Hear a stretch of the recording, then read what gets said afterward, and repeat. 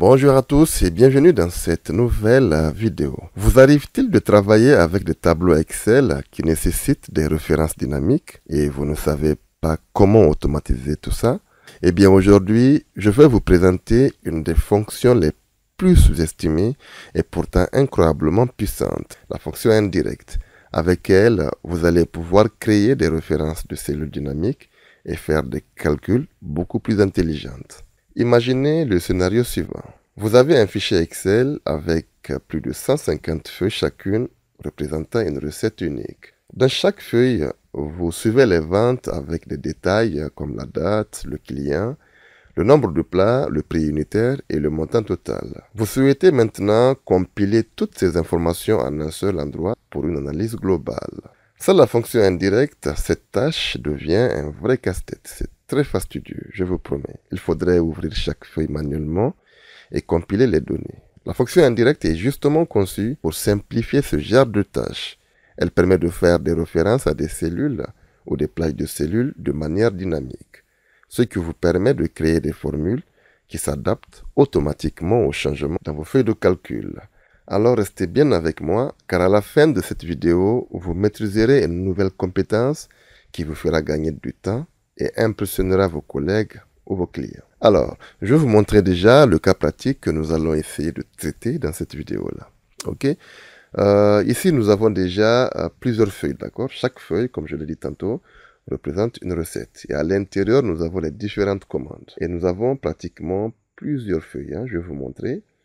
Comme vous le constatez là, voilà, et chaque feuille représente une recette. Alors, l'objet de cette vidéo, c'est de concevoir un petit tableau de bord mensuel, donc de janvier à décembre, afin que nous puissions visualiser toutes les recettes dans une même feuille, ok? Et ainsi de suite, on fera pour lasagne, on fera pour soupe ou oignon, ok? Et c'est la fonction indirecte, je vous promets que c'est très fastidieux. Si vous avez déjà utilisé la fonction SOMSI et SOMSI ensemble dans Excel, vous avez probablement apprécié leur simplicité pour additionner des valeurs selon une ou plusieurs conditions. Avec la fonction SOMSI et SOMSI ensemble, il serait un peu compliqué parce que, je vais vous montrer, si vous constatez ici, dans cette recette-là, nous avons les dates en dur, donc le 3 novembre 2023, le 12 février 2023.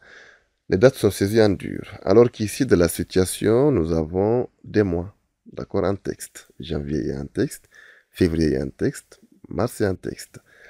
Avec la fonction SOMSI ou SOMSI-ANS, on sera obligé de créer des colonnes intermédiaires. Pourquoi faire?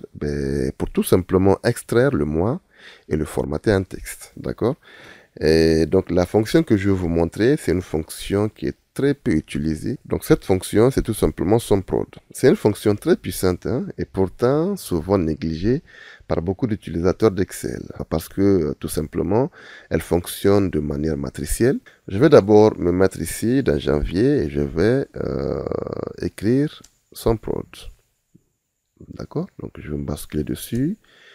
Et là, je vais ouvrir une nouvelle matrice parce que j'aurai une condition et j'aurai la plage de la somme.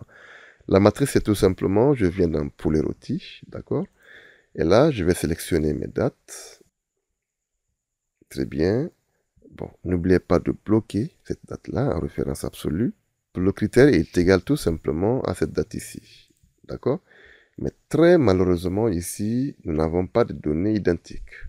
Comme vous le constatez là, nous avons des mois qui sont saisis en texte, alors que dans notre table de recettes, nous avons les mois, les années et les jours sous forme de dates. Donc nous avons des dates qui sont saisies en dur. Nous allons imbriquer la fonction texte, d'accord, directement de la fonction SOMPROD parce que c'est une fonction matricielle. Ce qui signifie que cette fonction permet tout simplement de manipuler et de calculer des ensembles de données matricielles en simultané. Donc au lieu de traiter les valeurs une à une, et en d'autres termes, cette fonction traite les données sous forme de tableaux entiers et les combiner en une seule formule. D'accord?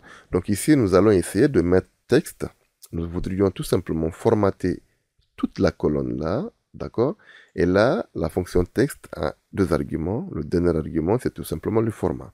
Donc, je voudrais sortir un format MMM, donc le 4M.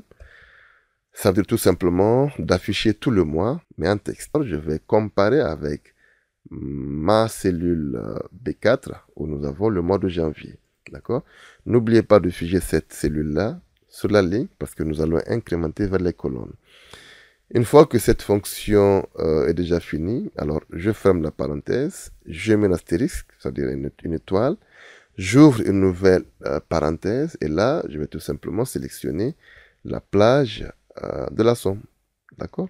Bon, je vais vous expliquer peut-être après. Si vous ne comprenez pas trop la fonction SOMPROT, dites-le moi en commentaire. Je vous ferai une vidéo spéciale et approfondie pour vous expliquer en détail et par détail cette fonctionnalité. Je ferme la parenthèse déjà, une seconde parenthèse, et je valide. Mais vous allez voir déjà que nous avons 28 000 pour le mois de janvier, pour poulet rôti. Et une fois que j'incrémente sur février jusqu'en décembre, nous avons pratiquement les chiffres d'affaires. Nous allons vérifier pour le mois de décembre, d'accord? Cette recette-là, pour le rôti, nous avons combien? Pour cela, je vais filtrer le mois de décembre ici, très simplement. Je fais OK, et là, je vais sélectionner. Nous avons tout simplement 105 000. Et exactement, j'ai 105 000. Mais là où le bas blesse, il faudrait que nous fassions la même chose pour lasagne, la même chose pour quiche, la même chose pour soupe oignon, la même chose pour ratatouille. Et c'est vraiment fastidieux. Vous avez vu combien nous avons de recettes ici? On a plus de 150 recettes. D'accord? Donc, ce qui est un peu délicat, c'est de faire une à une ces formules-là. Et c'est pratiquement impossible. Moi, j'ai pas trop le temps, en tout cas, de faire ces formules une à une. Pour cela, je vais vous montrer, avec la fonction indirecte, comment ça marche. Je m'explique. Vous constaterez qu'ici, nous avons les différentes recettes de la colonne. Ça veut dire que chaque cellule est identifiée par l'onglet. D'accord? Ici, nous avons poulet rôti. Eh bien, nous avons bien évidemment son onglet. D'accord? Lasagne, nous avons son onglet. Quiche, nous avons son onglet. Et si on va jusqu'à la fin, la soupe de betterave, vous allez voir que nous avons la soupe de betterave. Et c'est écrit exactement de la même manière. D'accord? Et là, c'est un point fort pour la fonction indirecte. Nous allons tout simplement insérer partout où nous avons le nom des onglets. Par exemple, ici, nous allons essayer d'imbriquer la fonction indirecte à l'intérieur. OK? Alors, ici, nous avons une apostrophe qui est un texte dans une formule. Nous savons que si nous avons du texte, on le met entre guillemets. Je fais tout simplement guillemets, apostrophe, guillemets. Je vais concaténer et je vais supprimer le nom de l'onglet pour le rendre dynamique avec ma cellule. D'accord? Mais il faut exactement que la cellule abrite le même nom que l'onglet. D'accord? Si vous avez une différence entre les deux noms, ça ne marchera pas. Très bien. Je vais tout simplement bloquer sur la colonne A et laisser la ligne ouverte.